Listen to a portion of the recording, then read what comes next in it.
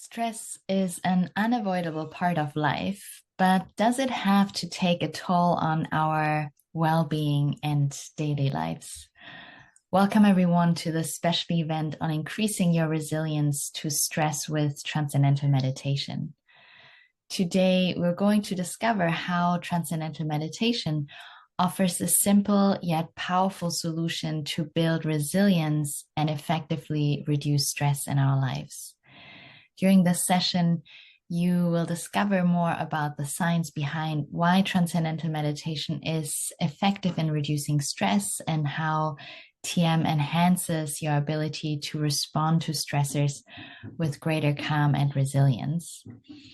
Now, to start today, Dr. Gagné, who is a respected medical doctor and speaker, will share a bit more about his expertise and experience in terms of the scientific evidence on TM's effectiveness in reducing stress and building resilience. And at the end of today's talk, you'll have the opportunity to learn more about how you can start your TM journey by attending a complimentary preparatory session with a certified teacher as well. Now we'll start our session with a presentation by Dr. Gagné and then open it up to you for your questions. We'd love to hear from you during our live Q&A, and you can put any points that come up during the talk in our Q&A window, and just let us know if there's anything you're particularly interested in, and we'll bring it up during our Q&A. Now, before we dive in, I'd just like to take a moment to introduce you to Dr. Gagné if you haven't met him before at one of our other sessions. So, Dr. Gagné, it's wonderful to have you with us today. And I'll just take a moment to introduce you properly to everyone. So, Dr. Gagné is a medical doctor and former assistant professor in the Faculty of Medicine at McGill University in Montreal. And he's a prolific speaker in not only on stress management, but also maternity care and the scientific research on TM, including its application in education and stress management.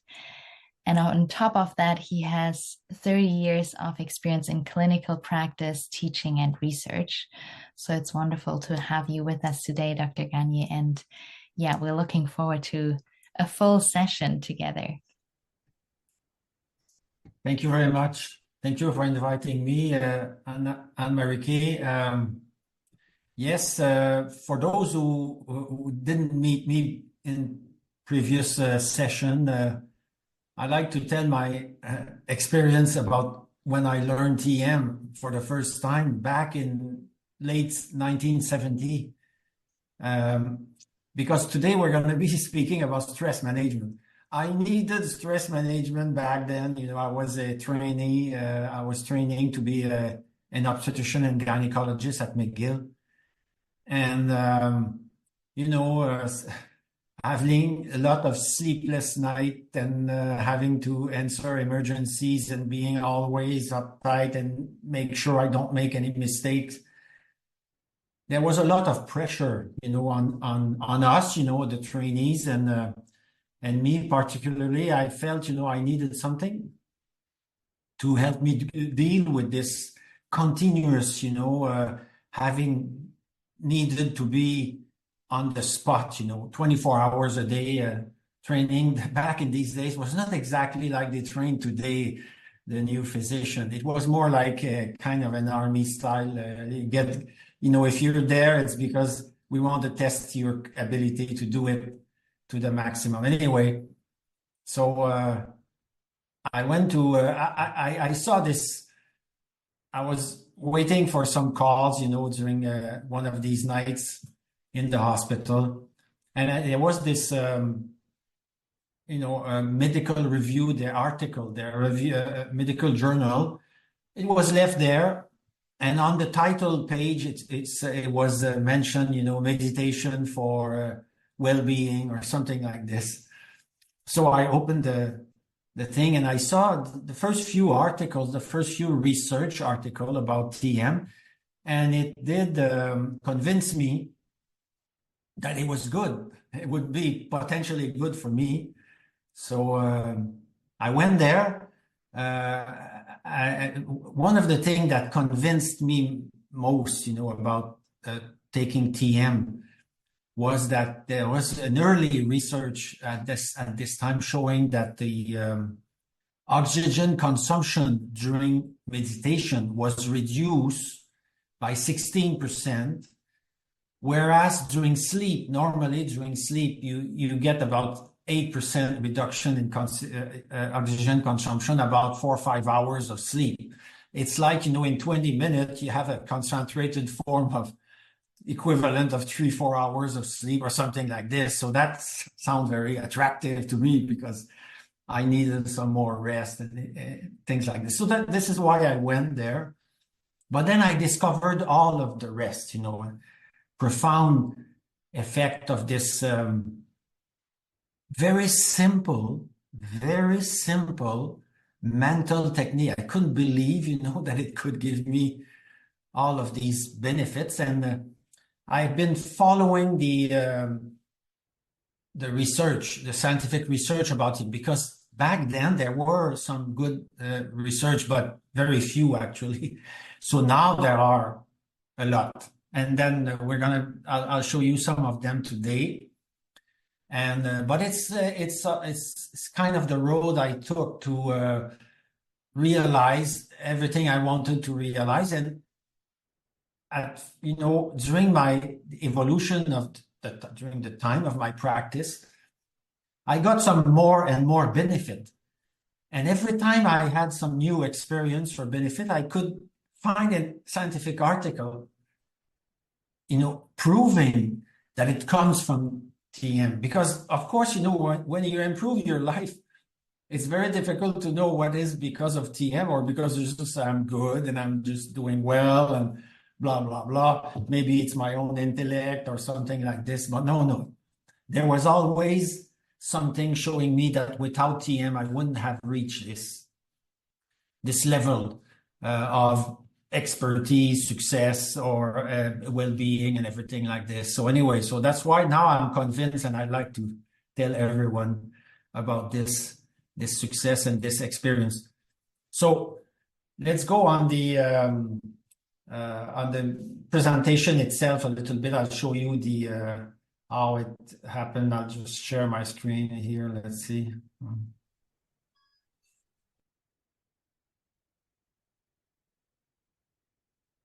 If I do this, I'm going to do this first.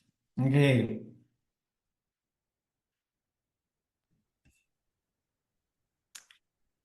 We still see the presentation mode. Yeah, that's it. I have to switch this. Let me see now. Oh, okay. Stop sharing. Totally. Yeah, we'll take yes. a moment. Thank you for sharing already the story. Yeah, this is perfect. Thank you. Yes, very good. So, well, increasing resilience, but there is much more to TM than that. And maybe we'll have the opportunity in the future to discuss more of these advantages. But now, stress is such a common and endemic, I would say, it's the problem of stress is like huge. And while I was preparing and looking at some of the research articles, the research done about TM and its effect, I came through this. It's not a scientific article, but it is more like a journalist from Africa.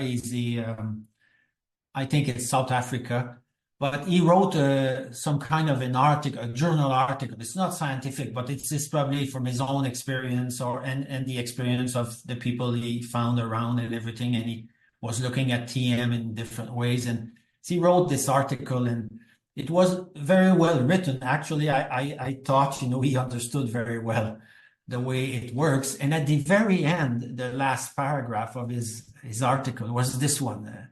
I'm bringing this up because you understand.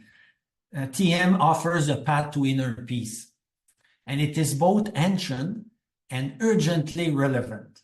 I like this one because even back in the 1970s, it was urgently relevant to me. But I think now, having been through the last part of the last century, and now the first 20 years of this, 23 years of this, 24 years of this century. I mean, it has become relevant and urgently relevant for everyone. And it's my experience also as a physician treating a patient, pregnant patient, having treated thousands and thousands of them in the past years. And he says it is a reminder that sometimes the most profound solution are the simplest, and they lie quietly within us, waiting to be unlocked. And that was a discovery that I made back in the 70s when I started TM. We often think that the solution to our problem or the reason the reason for our problems is outside of us. And the solution is also outside. I'm going to change this, or move away, or quit this job, or do something like this because it's so tense. And it's a situation I was in probably back these years, but then the solution is not outside. The problem is very often not the stress itself.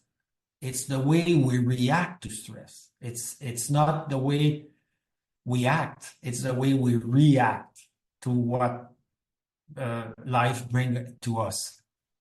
And it was actually a profound discovery, because having gone to medicine in order to find solution for health solution, diseases and suffering and things like this, all of a sudden you discover that there is a lot inside of us. A lot of solutions are there. They're just waiting quietly to be unlocked. And so that's basically, and you see, I had this kind of experience in the 70s and late 70s, beginning of the 1980s. And now the scientific, that was more like a feeling, because you say, well, as I said before, you improve, but you wonder if this improvement is because of you're just better at doing things, or if it's really a difference that this practice makes. And then there was all these research studies that eventually prove that this is it, it does make a huge difference. So I'll take you through these now, the next few slides, and I'll take you through these studies that are making it a scientific reality, not only a kind of a faith or something that I believe this is going good for me. No. This is not faith. It's a scientific reality.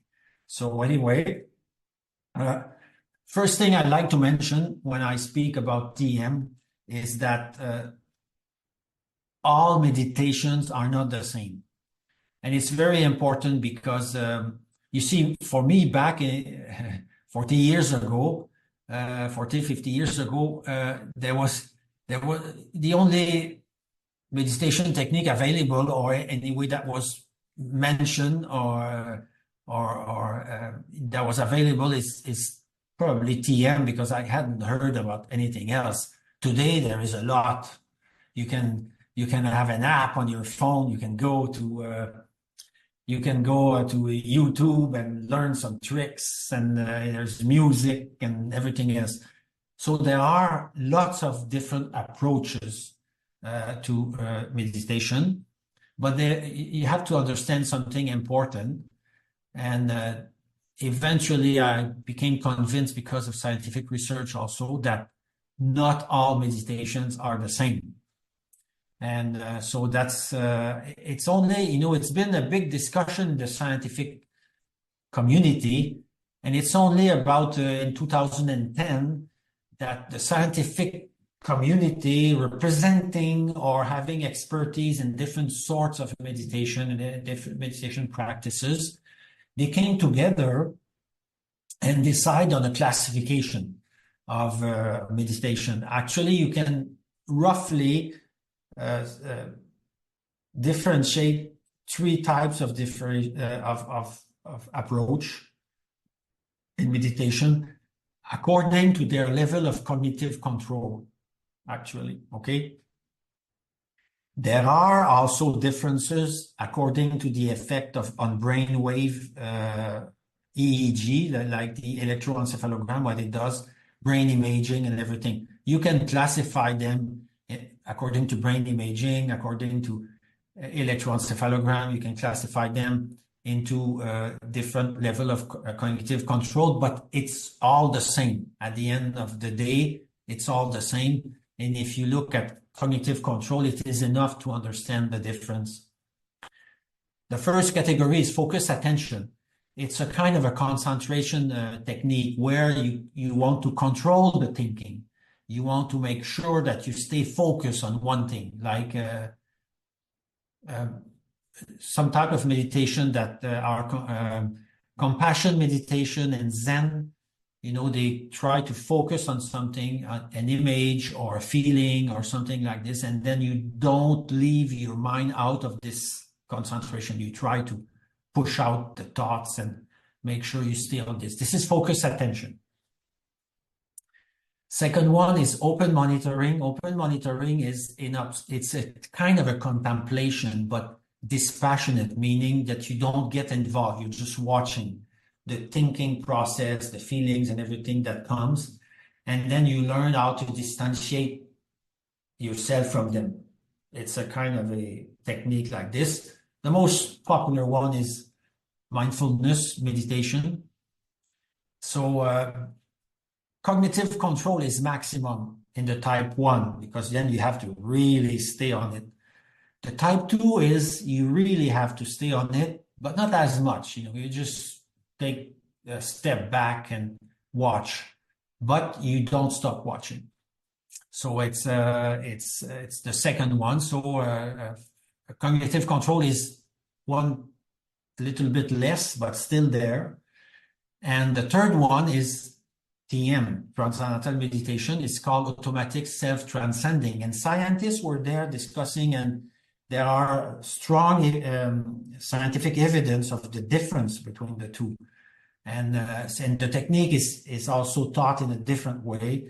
You need to have a certified instructor of TM instructor. And anyway, Anne-Marie will tell us a bit of the detail about this if you want to know more. But I mean, it's you need a special training to learn how to transcend. Transcend is you use an automatic process. It's a natural tendency of the mind to go toward more pleasure, more silence. So it's you do that by using a sound that has no meaning. So then it's called a mantra.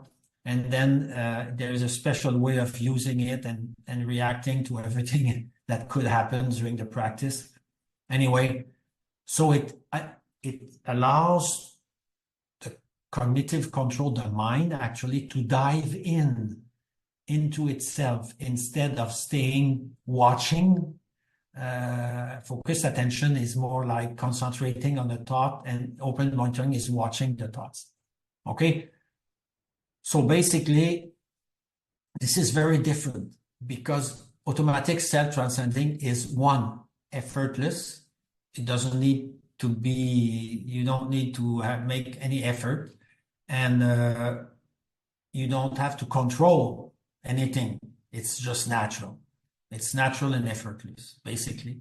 I was told this at the late 70s when I learned, but it became very, very scientifically obvious, the mechanic of it, when you look at science. Anyway, so that's it. So an example that the TM teacher will tell you very often, they will use this example. It's an analogy.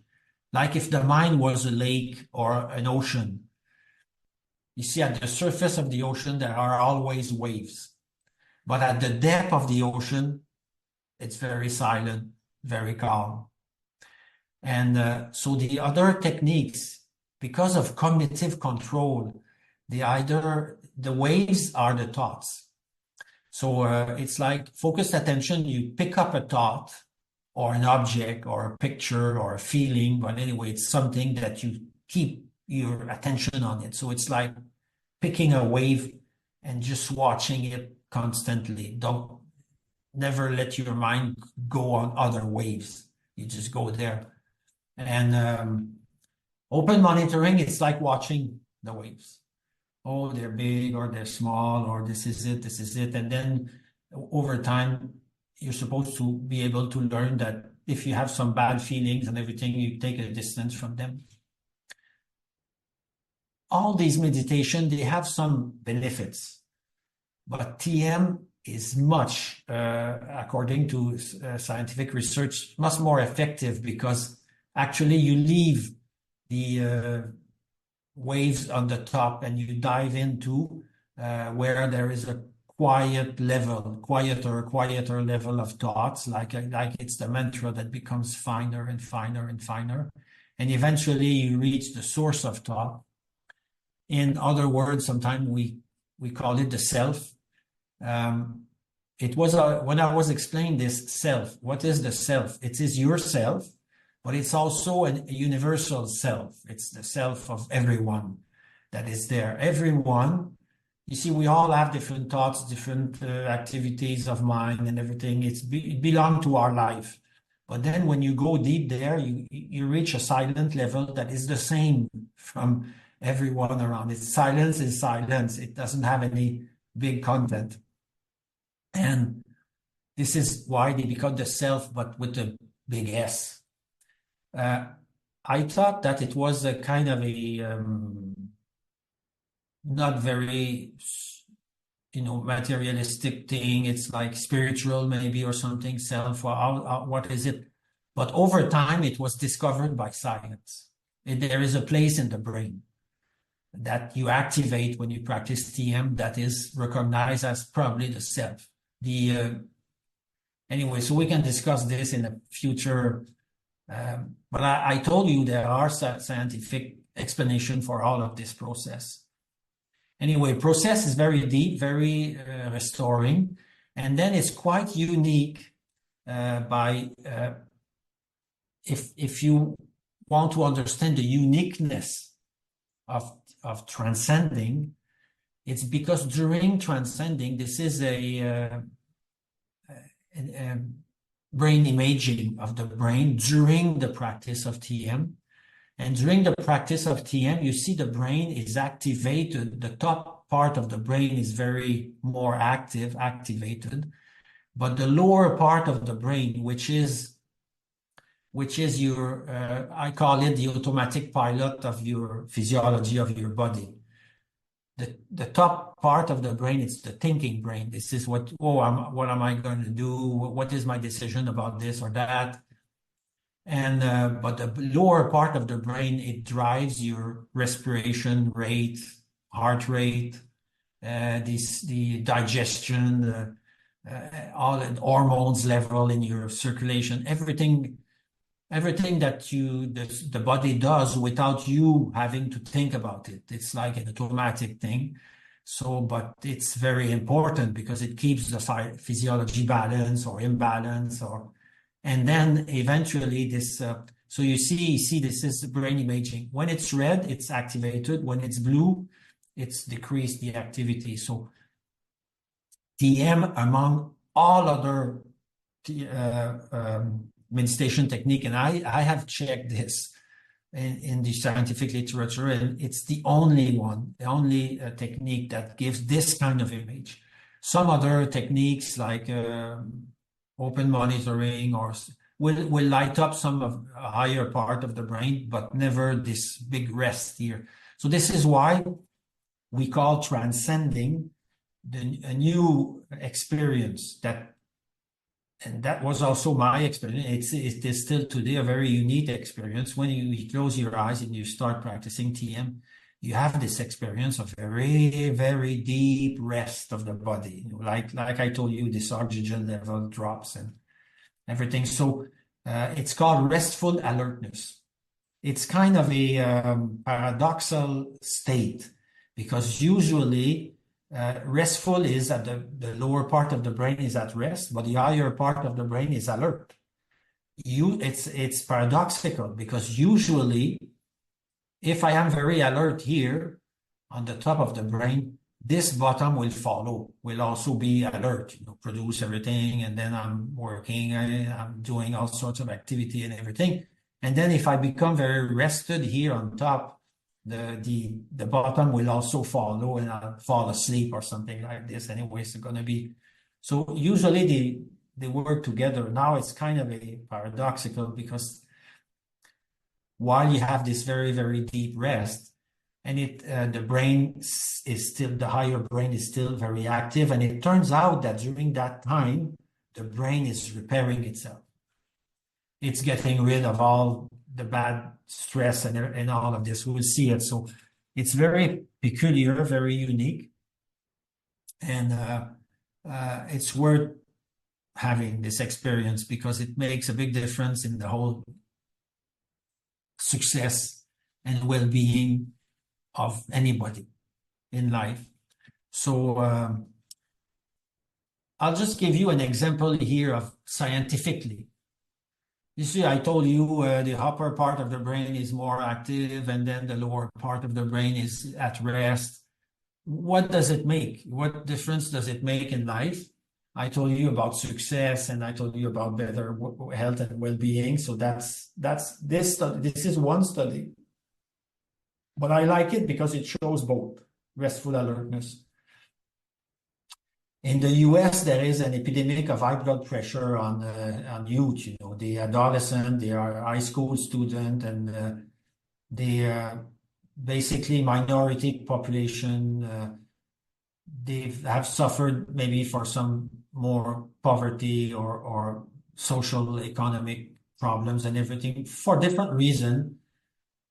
They have a very early problem with cardiovascular disease, like high blood pressure and everything like this. So people were looking at solutions to help deal with this problem without giving these poor children pills for the rest of their life. They're young, and so anyway, so somebody had the good idea to teach them TM at school. So they taught TM at this group of two groups, actually. One was the control group, did not practice TM. The other group was taught TM. And after 4 months, the blood pressure was much lower for the TM practitioners. So it speaks of this restful. They closed their eyes. Their automatic pilot became very, very quiet, and then started to fix the problem of stress and the problems of, the hormones, cortisol and everything. And then their blood pressure went down. And strangely enough, after when the research project was over, after 4 months, they stopped practicing, they stopped teaching them TM. They could do whatever they like. They were not practicing it anymore at school. So maybe some of them kept going at home, but we don't know. But anyway, 4 months after, 8 months after the beginning, blood pressure was still down. So it means that this experience of restful alertness will give a very rapid result, and it's lasting also, because it kind of gives the physiology another turn, that it goes into the proper right direction. Anyway, so that's the restful. The researchers, they actually, during the study and during these months, these 8 months, they followed the behavior of the student at school, and they had, on the same population practicing TM, beneficial effect on absenteeism, rule infraction, and suspension rate. That has nothing to do with blood pressure, you see, but somehow these kids, they became better students. They were more attracted to learning. They could plan for long term, instead of saying, "Oh, I'm learning nothing interesting in school. I have to go. I'm just going to go on the street or something like this." No. Now they realize that, if I do this now, I'm going to be better off in the future. So anyway, so they became better students. They were thinking was clearer. They would make less mistake. So that's basically the alertness. See, brain was kind of working in a more coherent way, more supportive for evolution, more supportive for the future, instead of making short-sighted decision. Okay, so that's a big difference. You see, the same exercise, the same practice of TM gave them a better physiology and made them better student. That's a big deal, you know. There's no teaching of anything that I know around, that could reach the same effect. It's like people don't get better just if they're being told to be better, behave properly.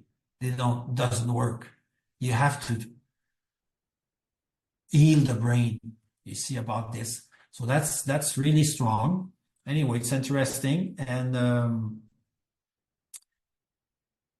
now you understood what restful alertness is. And now you will understand how it can be very helpful for stress because of brain plasticity. You see, we saw an example of that. The brain is plastic. It will modify its structure according to experience you have. If you have a very, very bad experience, several bad experiences, the brain will wire itself for survival because it's like you're being under pressure, you're under stress. The brain will wire itself for survival. What does it mean, a brain wired for survival? It's like the school student. It's short-sighted behavior. It's like you behave in aggression or anxiety or violence. Brain will react in different way for different people, but it's always toward anxiety, stress, or even violence or anger. And then if the brain can heal itself, it go into development mode, means that you have more chance of making the better decision. If you have two choices, you won't go to the bad one. You'll go to the best one. Just go for future, for making sure I'm going to get better, or I'm not going to harm anyone, or something like this. It's the development mode is the real human, the best human quality. They get unfolded when you're in development mode. The problem is that if you're in survival mode several times, it's cumulative. It's going to end up putting the physiology in the wrong direction. And it's called, the cumulative effect of stress and strain and stress and strain is called in physiology the allostatic load. Allostatic load, I'll tell you what it is briefly.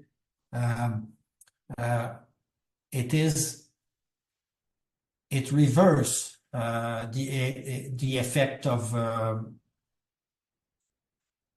good behavior. It shoots you into the survival mode. TM. There was 2 studies showing this, just to tell you how it worked. 2 studies were done on students back in the 90s.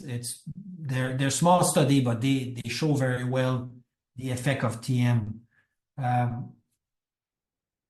If you take a group of students, exactly like the one I showed you before, but one group is practicing TM, the other group is not, what you find is that the student not practicing TM, they have a higher cortisol. Cortisol is the stress hormone. So cortisol level is higher. And then they brought these students into a lab and it's a research way of creating a stress. You can dip your hand or your finger into ice water and then it creates a pain and then your brain start to react to this. So anyway, they showed, they measured the reaction.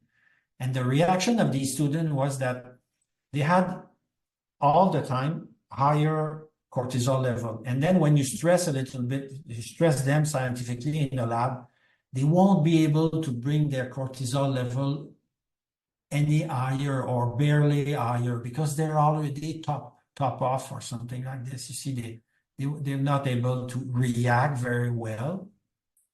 And the TM student, after 3 months of practice, they taught this group of students TM, and then after 3 months, they did the same test. Cortisol level was lower, and then when they were subjected to a stress, in a lab stress, they could bring the cortisol level higher. They were able more to answer the stress, to react to it, okay, instead of being exhausted and not able to cope with the situation, okay? So that's the big difference. 2 studies have shown this. The response to stress for TM demonstrated a reversal of the effect of chronic stress. Chronic stress is higher level of cortisol and not able to react. TM is a lower level of cortisol, but a better ability to react, to face the situation, like an exam or something like this for a student. And they measured this in a few different situations. Here it's only an illustration of this. You see the gray line here is cortisol level. So if you have a stress, this is the red arrow, cortisol level will go up. And then the best way is that after the stress is gone, cortisol level has to go down to this baseline level. But what happened today, that's what we know from other studies and experience. Modern life has kind of piled up stress for all of us, too much. And then instead of going, it doesn't have time to go back to down, and then you have another one, a bigger one, and then you have no time. And then eventually you end up with a baseline cortisol level that will be higher. And then even in the situation of a stress, it's barely able to increase because there's no reserve. You've used all the reserve. So this difference between this level of cortisol and this level of cortisol, the normal one, is called the allostatic load. People practicing TM, they have more resilience. That's what this study showed. Just quickly, it shows that every time you have a stress, even if it's bigger, you're able to go back to the baseline. And then even the stress is bigger, then the stress is biggest here. Stress is kind of unavoidable. We always have this situation where we have to just quickly deal with things. It could be very subtle, but it could be also very acute. But anyway, always pressure and pressure. Then it's good to be able to answer the situation. How do you react to this? If you have a situation, you're able more to react properly because the cortisol is there to give you the energy to just deal with it, get it over with, do the job.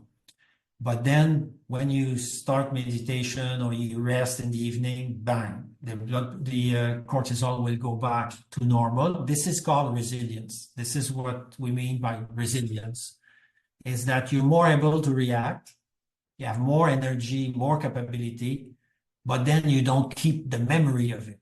You just don't, it goes, okay, back again to basic, and then next stress can happen and you won't climb up the stairs, okay?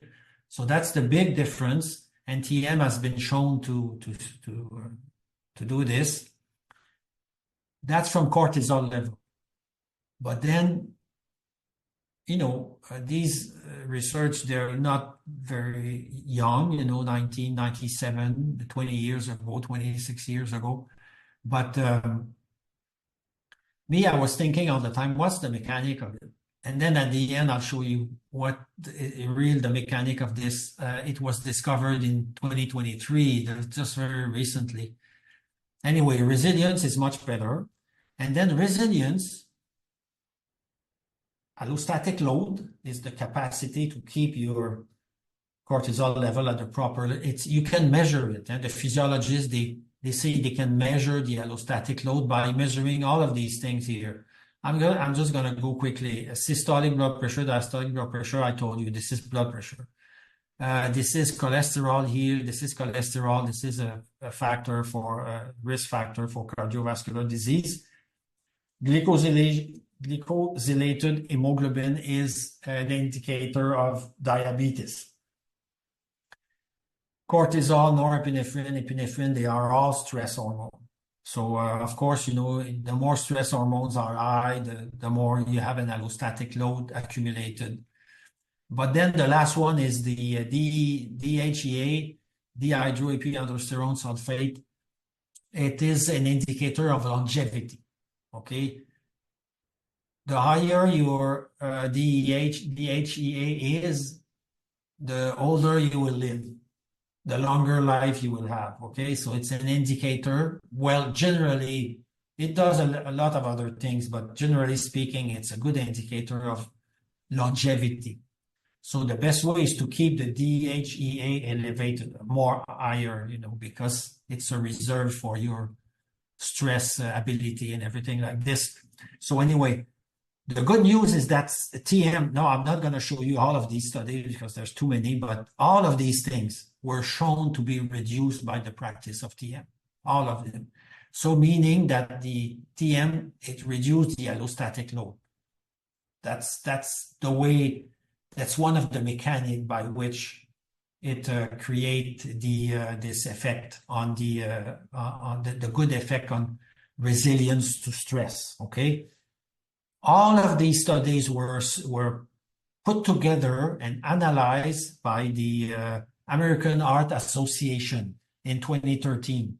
2013, American Heart Association, they put together a committee. They wanted them to review all non-pharmacological ways of improving health and reducing cardiovascular mortality or morbidity, anyway, cardiovascular problem, okay? So that was Dr. Brook and it's a big committee that was put together, and after analyzing everything they could find, you know, in the scientific literature about these techniques, non-pharmacological technique, whether it's exercise, diet, meditation, yoga, blah, blah, blah. So they found the conclusion of this, that TM is the only meditation practice that has been shown to lower blood pressure. But they did not only find this, they found also other conclusion that TM practice was also, and that impresses them more. And that's why in their conclusion, they say it's a good practice for reducing the risk of cardiovascular disease because it's associated with a substantially reduced rate of death, heart attack, and stroke. So meaning not only the blood pressure, but everything else is going better into the cardiovascular system. So much so that the survival rate, the longevity was increased for patients already suffering for some mild cardiovascular disease. You see here, that's one of the study that they looked at for having to come to this conclusion. Cardiovascular mortality, myocardial infarction, stroke was reduced by 48%. All-cause mortality was reduced by 40%, and 49% for cancer. That's unusual because it has nothing to do with or not much to do with cardiovascular. But you'll see at the end how this is all come together. Life expectancy of these people, they were 202 subjects. Mean age was 72 years old. They had followed these people for about 9, 10, 12 years, depending on the group. Anyway, a couple of groups were in there. But anyway, life expectancy was improved. And just to tell you, in comparison, antihypertensive drug and statin and all the medicine that you take normally for this kind of problem will reduce the risk, cardiovascular risk, by 25 to 30%.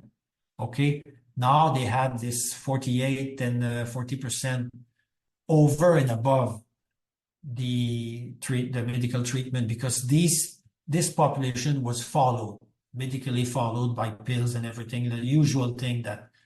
So So they compared this group. They were both the group followed by doctors and taking their pills. One was practicing TM, one was not practicing TM, was only on pills. So that they had that over and above. So that's quite impressive kind of result. Big something. How can a very small and easy mental technique give such kind of result? It's impressive. So just to go into the mechanic of it, how does it work? It works a lot on anxiety.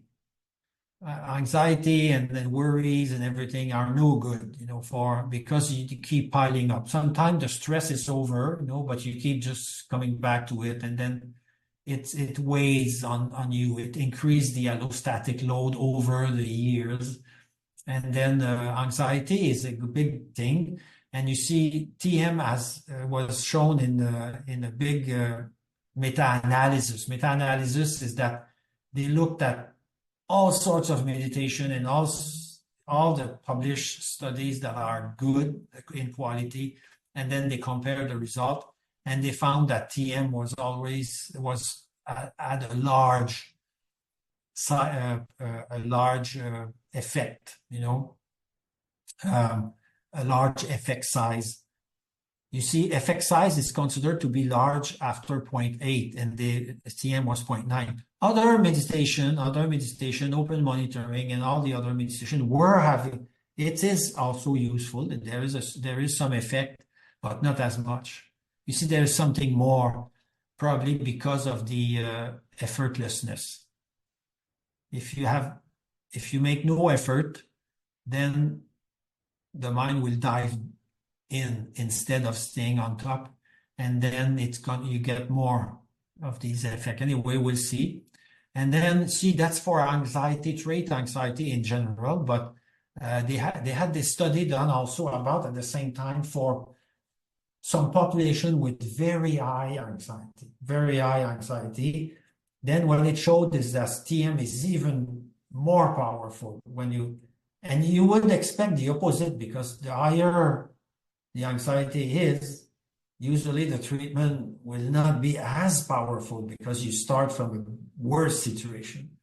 But anyway, here it was kind of surprising because compared to other meditation, TM was always more successful in treating high anxiety. And also, the other good news is that, I was impressed myself with this, that was done very recently, this study. We're coming to very more recent study now that during the pandemic, healthcare providers in several hospitals in Florida, in the US, actually everywhere in the world, healthcare workers were under a lot of pressure during the pandemic. Anyway, so they needed some help.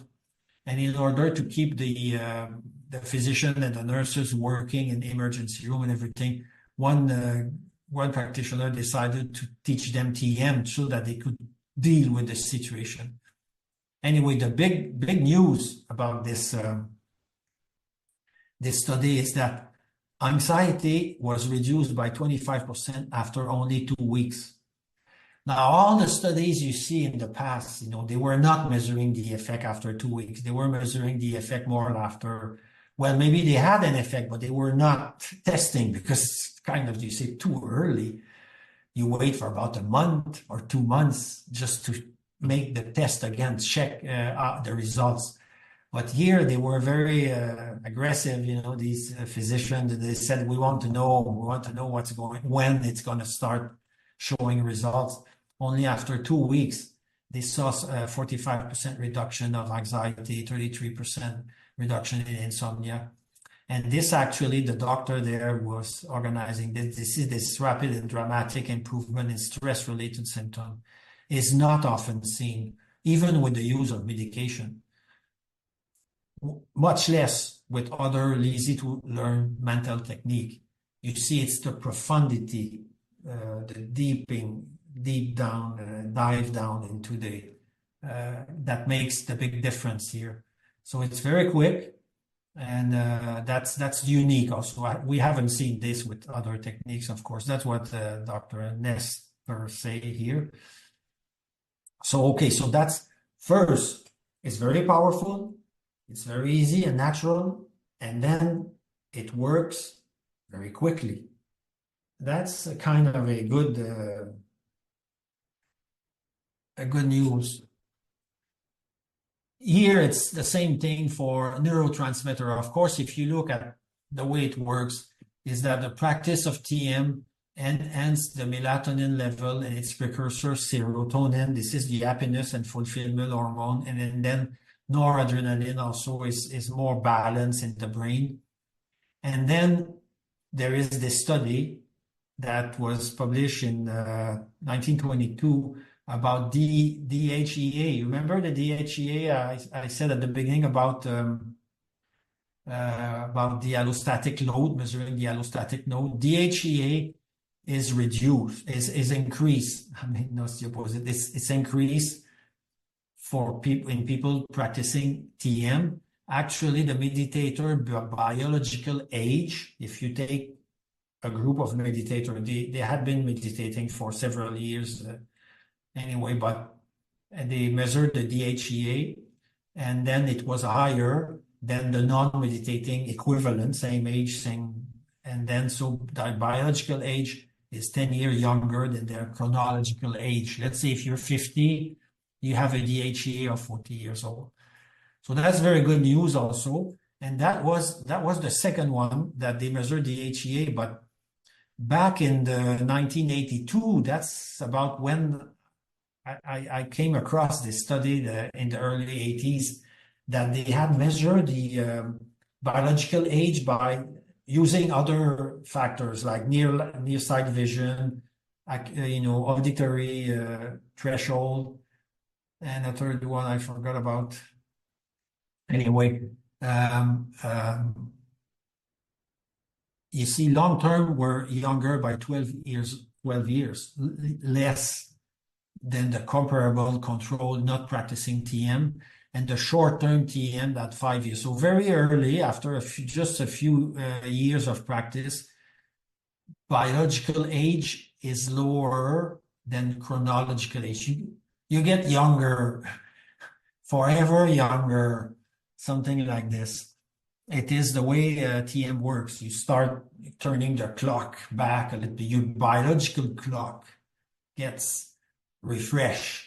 It's because of the healing of the brain during this activity of the. So that's quite impressive. But then we'll go to how this whole thing work. How can a small, very small, actually, an easy mental technique give such results on stress and longevity? That's the big question. And although it's proven, for us scientists, we always like to know, how does it work? Why does it have such an effect? So the answer is epigenetic. That was discovered very recently in 2021. They did a big study about the DNA of people practicing TM compared to DNA of people not practicing TM. After, they took a young, long-term TM practitioner, 30 years, 25 years of practice. And then what is epigenetic? It's an exploding field of research now. It's like the DNA, it's permanent. You inherit your DNA from your parents, but epigenetic, it's like there are proteins that goes on the DNA molecule, and they act like dimmer switch, okay, dimmer switch. If the dimmer switch goes up, this particular part of the DNA will be enhanced.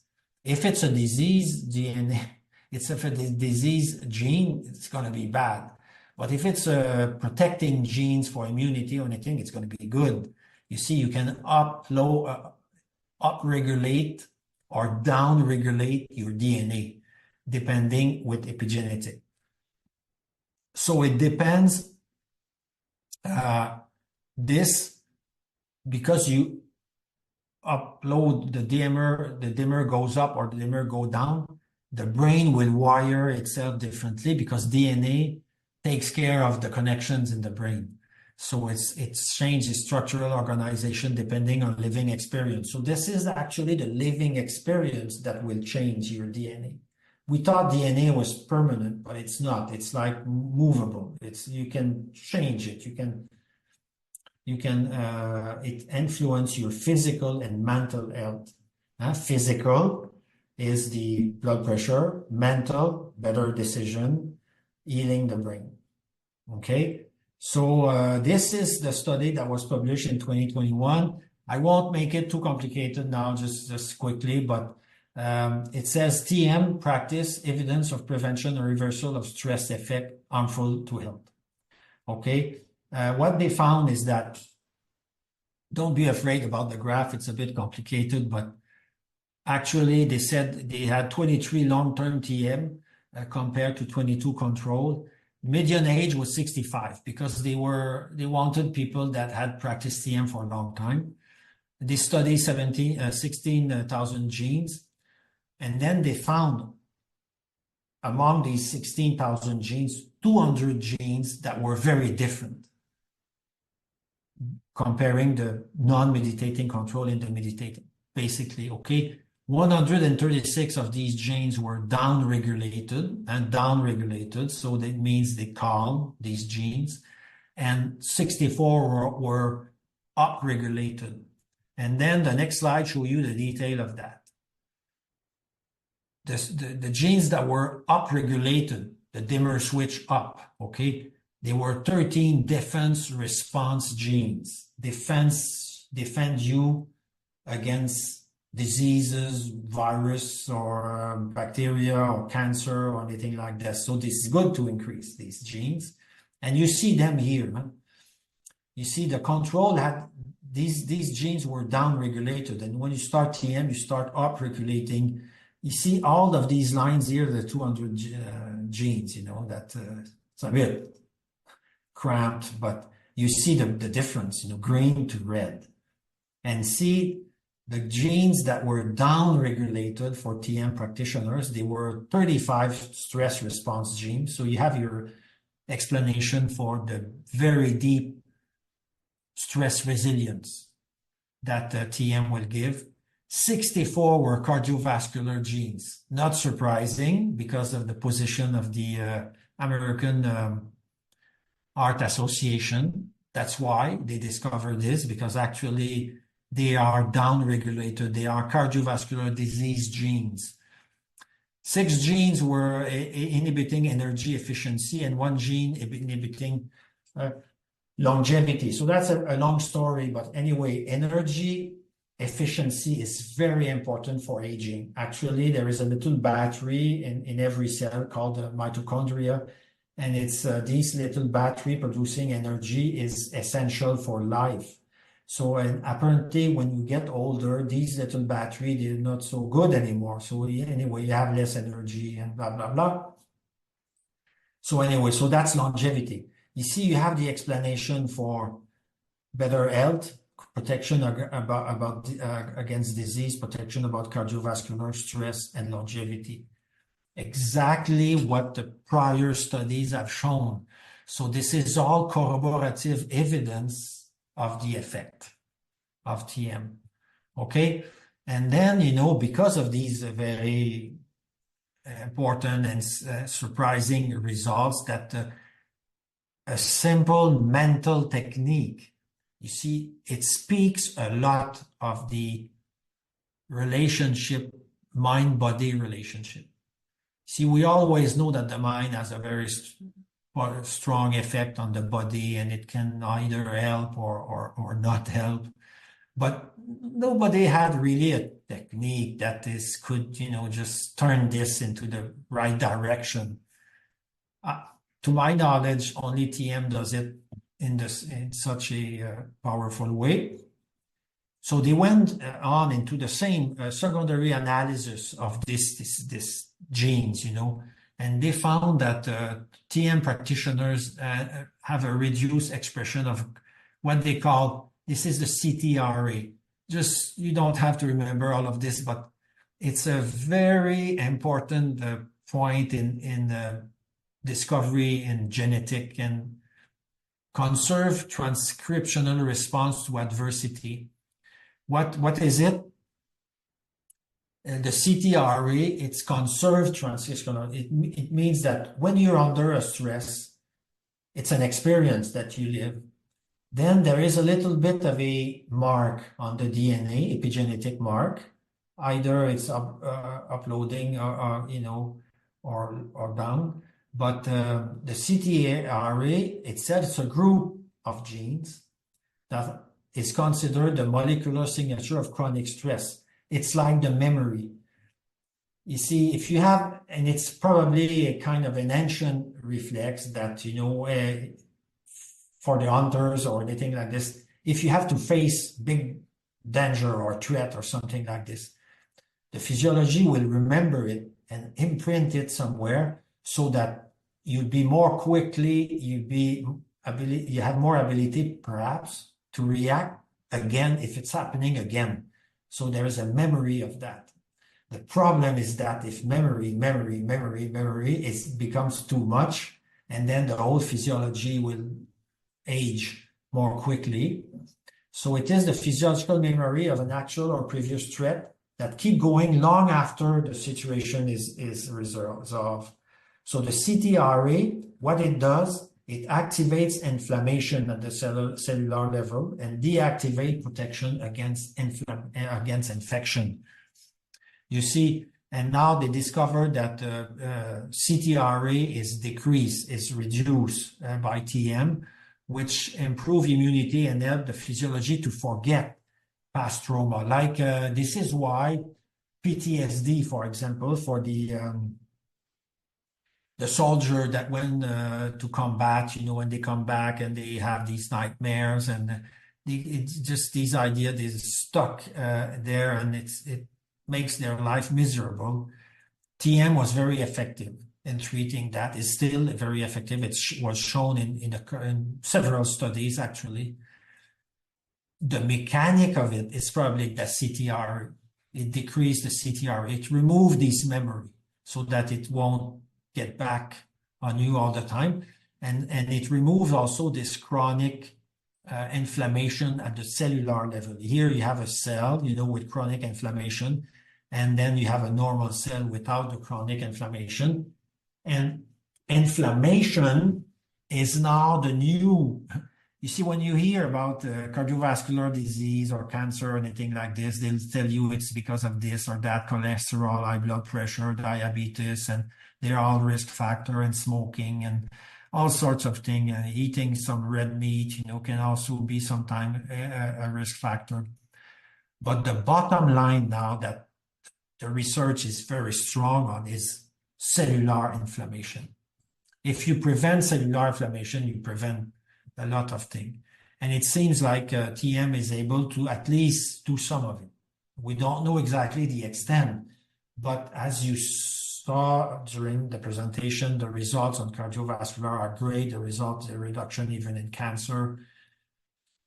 I mean, it's big. It's big, and it's only a small mental technique. So I go back to my first slide. Now you understand how I was impressed, with this very simple and ancient and simple technique that is sometimes most profound, and just there, it's available to one of us, to everyone that is able to have a thought can practice TM. There's no limit to practicing TM. It's such an easy thing. And then it lies quietly within us, waiting to be unlocked.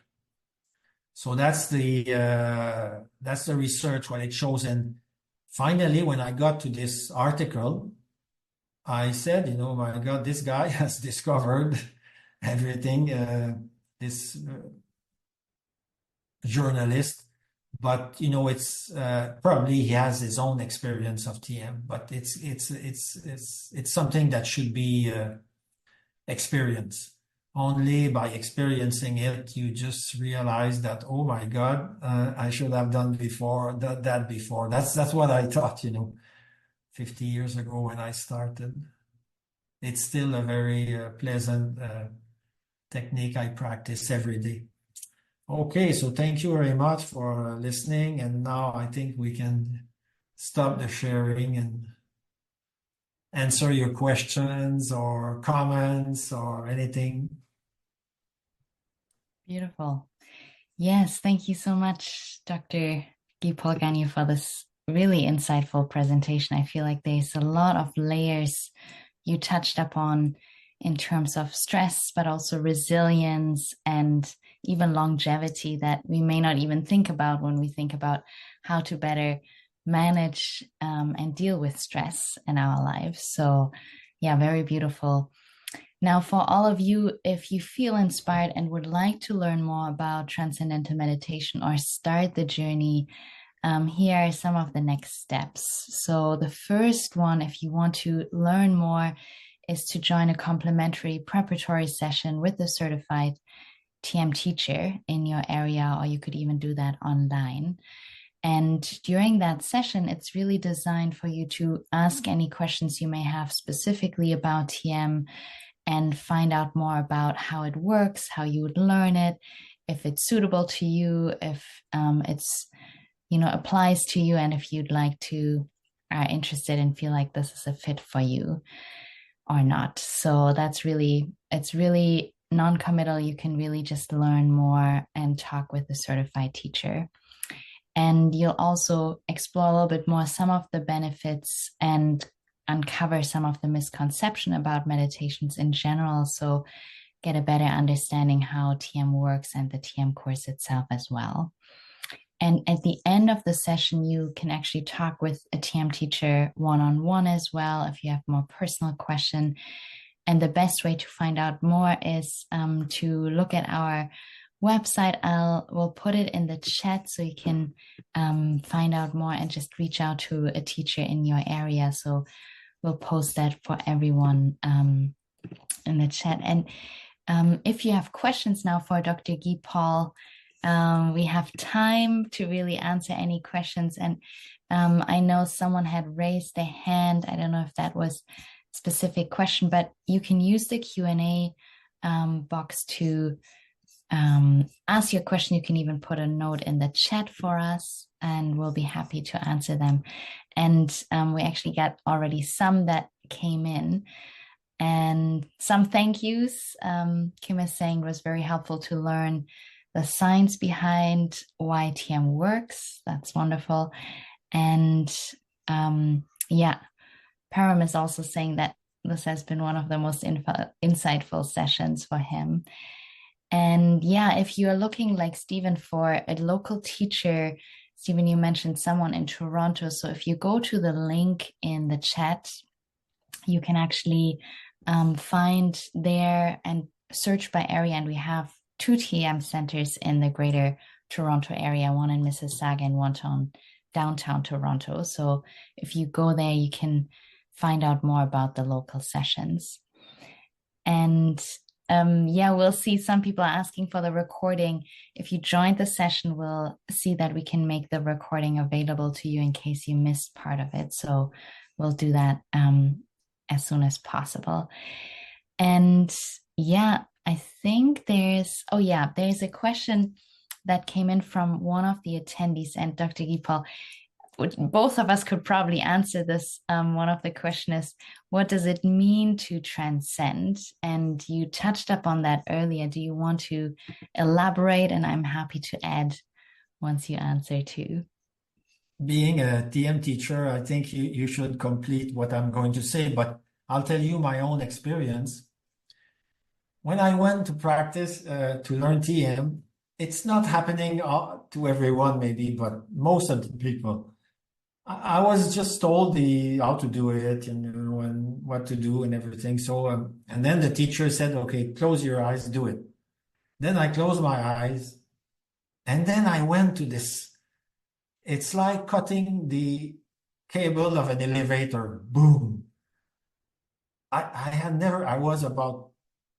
I I'm not going to tell you my age because you'll figure out.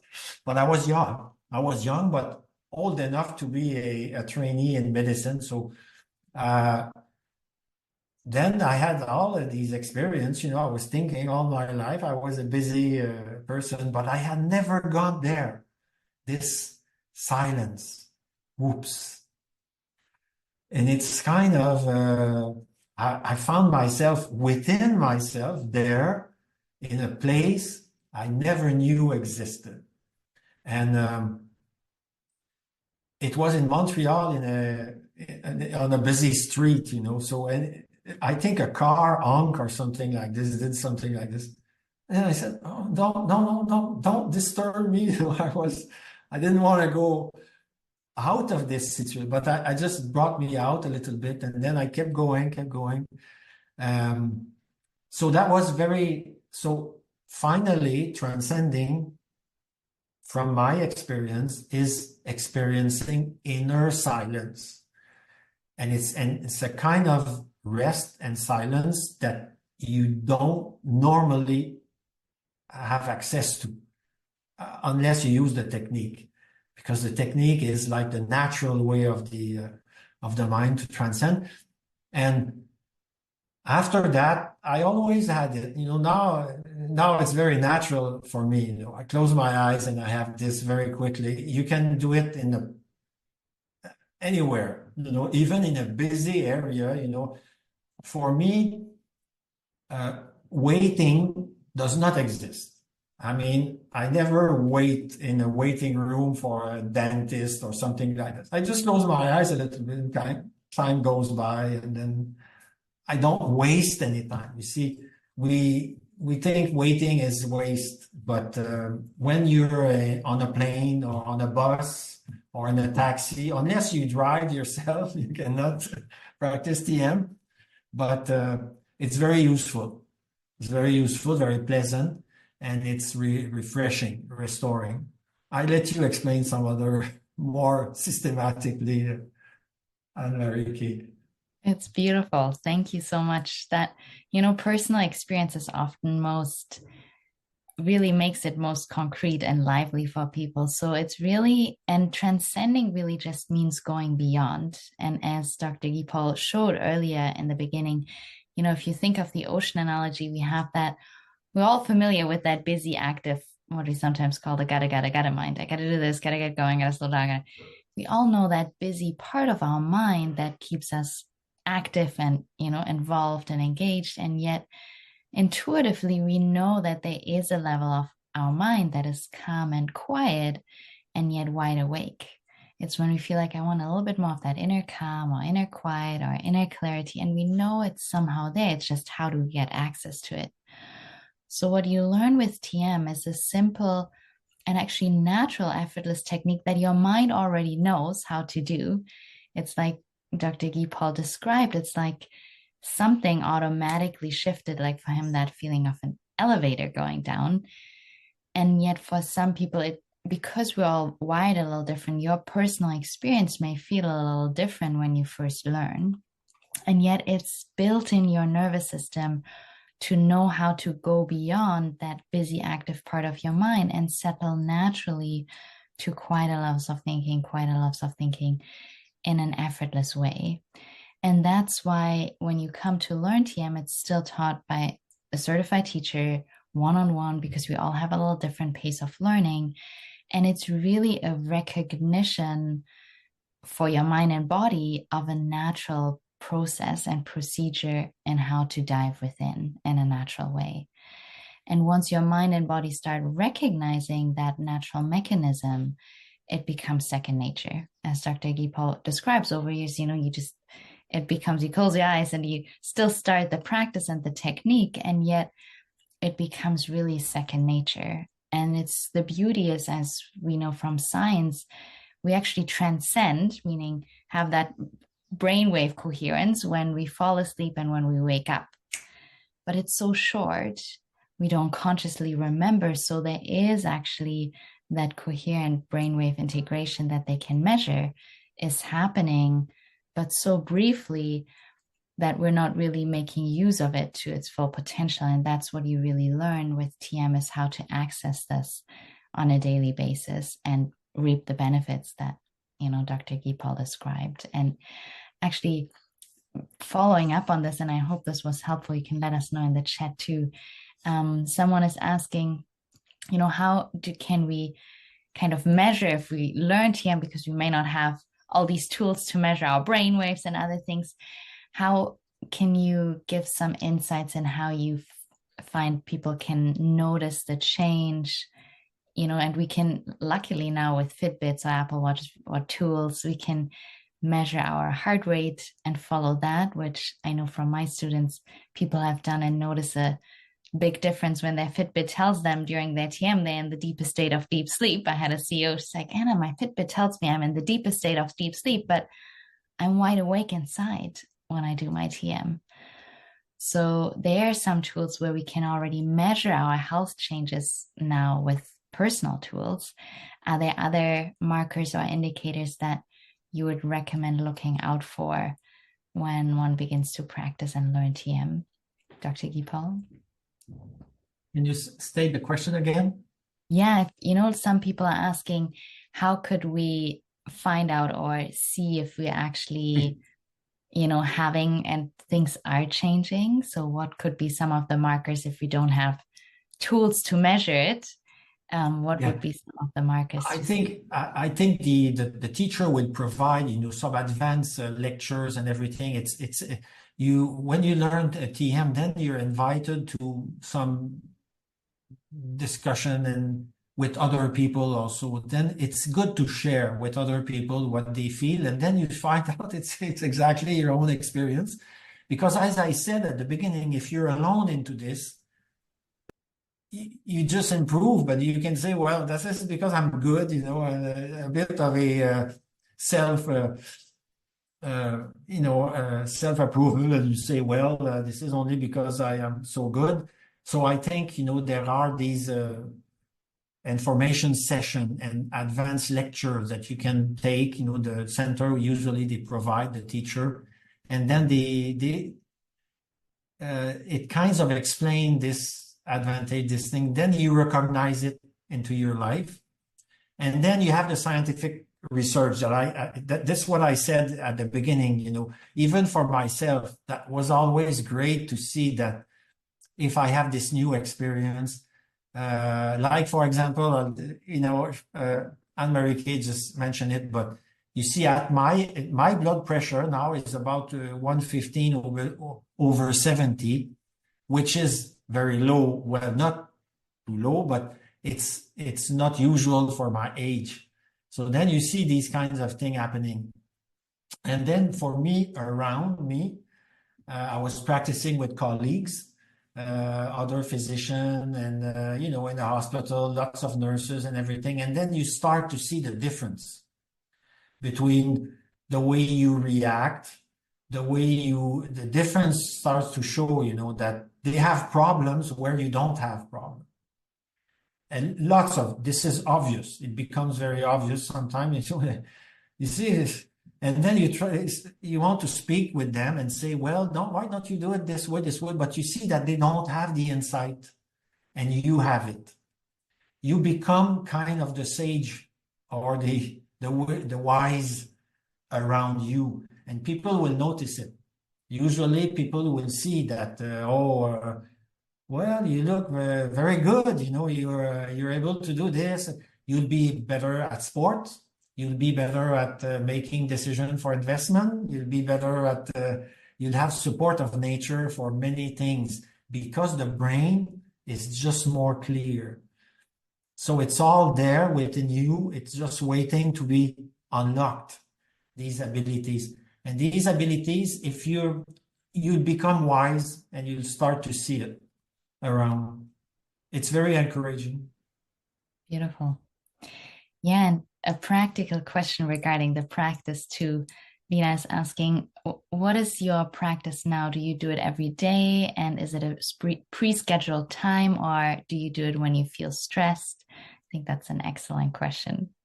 It's pretty regular, twice a day. I do it twice a day. This is according to the teaching of my teacher, okay, TM. But I must say that as a physician, I have an irregular schedule. Sometimes I cheat a little bit, but not very often. I won't say it publicly, but twice a day is this is what it should be. But life being life, sometimes we just do it at a different hour or something like this. You have to do it ideally before a meal, because then so having had a meal, it makes you heavy a little bit, so it's not the same experience. The teacher will tell you this, but you'll find out by yourself. If you try to do it, you'll just find it's not the same experience. So anyway, twice a day, 20 minutes twice a day. It's Yeah. the way to go. And it's a great question too. You'll learn all those details too, that why that regularity is really, as Dr. Gipal said, with the benefits, because they're cumulative.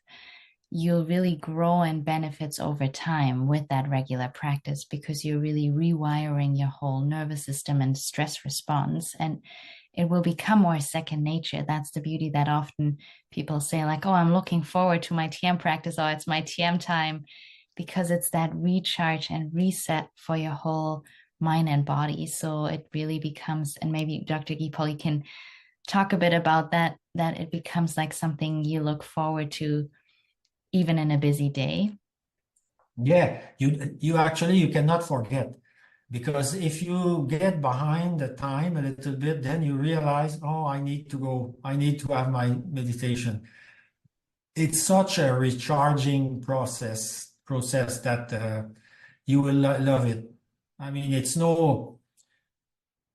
I'm gonna say something very true. I never abandoned anything because of my practice of TM. I did not have to let's say, oh, since I have to meditate, I can't do this or I can't do that. No, no, no. Since I started TM, I was always able to do more. More. It's not like you have to abandon something. You start TM and then, oh my God, I won't be able to take a walk, or I won't be able to go on my bike. No, no, no, forget. You do TM and then you'll be much more efficient at doing everything else you want to do. It's not doing more, less. It's not doing less, it's doing more. Beautiful. Yeah. And it gives you more capacity to do more, which is, yeah, beautiful. Yes. And one more question came in from someone who's asking, if we went through severe trauma, or, their abusive relationships or other things, and, have been affected for that for a while, can TM help with that? And does it have an effect? And I know we didn't talk about that specifically in today's presentation, but it's of course knowing with PTSD for post-traumatic stress and other stronger trauma-related cases. Would you be able to speak? And there's so much research on that too. Would you be able to speak on that a bit? Yeah, the answer is certainly yes. Very, very helpful. But you see, I had a slide showing that high anxiety, even TM is more effective. It's like it's a bit strange, because normally a treatment, if you go worse and worse, the treatment, you don't expect to have great results. But with TM, usually it's very quick and it's very positive. If you went through a trauma or anything like this, PTSD, I can give you my example. I cannot compare myself to people that have went to war or had very, personal trauma. But as a physician, I had to deal with difficult situation, dying, and then, I still today, could remember some of these events, that were still there, and I think I could have been overwhelmed by them. And some of my colleagues were. I saw in my practice, I was the chief of a staff of many doctors, and I had to deal. And it is there. There is a little drawer in my brain. If you pull the drawer, it's there. But it never overwhelmed me. I mean, I think it make us better. You learn from these things without being overwhelmed by them, and then I can have better understanding. I was a better physician. I was better able to help my patient because I had been through these stressful experience without suffering too much from it. So then the compassion is maximum, but the suffering is gone. There is a difference between compassion and suffering. If you start to suffer and suffer, then you're useless to help people.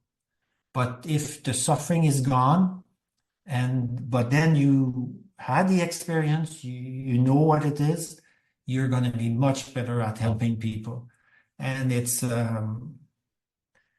for sure, I would recommend that don't wait if you want to. And it's good for anyone, actually. Yeah, thank you. It's beautiful. And yeah, knowing that, we work with people who have gone through more severe stresses or PTSD. So based on that more personal teaching approach too, we're really there to support your personal journey as well. So that's a really essential part of the teaching too. So we're coming up to our hour and a half. So we really appreciate you, Dr. Gipal, taking all this time, and thank you all for sharing your questions with us too. It's really helpful and really inspiring to hear your personal questions as well. And we'd love to help you, depending on your location, to learn more about TM and start the TM journey for yourself. And maybe to close, Dr. Gipal, it would be wonderful to hear any closing remarks you have for everyone, just any words of inspiration. I'd like to close by saying I say it from my personal experience, and I say it from my professional experience. There is a treasury within us. It's there, but you don't know it's there. And most likely you haven't gone there anywhere. If you went, I mean, it's rare people probably can do it without the technique, but this technique allows you to get there in the silence of your own mind and then get the best quality of you shine. And I mean, it's a shame to have a human brain and not use it properly or completely. And you can have, I had this question also that came up to me, if I start talking, came up to me, and I said, if it's so necessary for the unfoldment of the quality of it, why don't we have it natural? Why is it that we have to learn a technique and then go there? And I don't know exactly. I'm not sure if I have the answer, but I think the evolution of life is toward this, and that's it's probably how many millions, hundreds, thousands of years that humans are on Earth, and then we're at this point now, that tipping point maybe where it should be available. And now you're just lucky if you go there before, everybody does, because it's a natural, probably, process of life, evolution of life. But still today, it's a forgotten thing. If you don't have the technique, it's very unlikely you will develop your full potential. So there is this little treasury inside. Go there, get it, while you still have vitality in your brain to do it. Something that would be my advice. Beautiful. Yeah, thank you so much. It's a beautiful treasury, and yeah, your research and really scientific knowledge is a true treasure for us as well. So thank you really for sharing your insights and making it so accessible to all of us. So thank you, and thank you all for joining, and we look forward to being in touch. And yeah, answering any questions. You'll find out more about the course details in the preparatory session too. So we're happy to answer any more questions, yeah, when you register for a preparatory session. So Thank you all Thank and have you. a good Bye bye. day. Bye.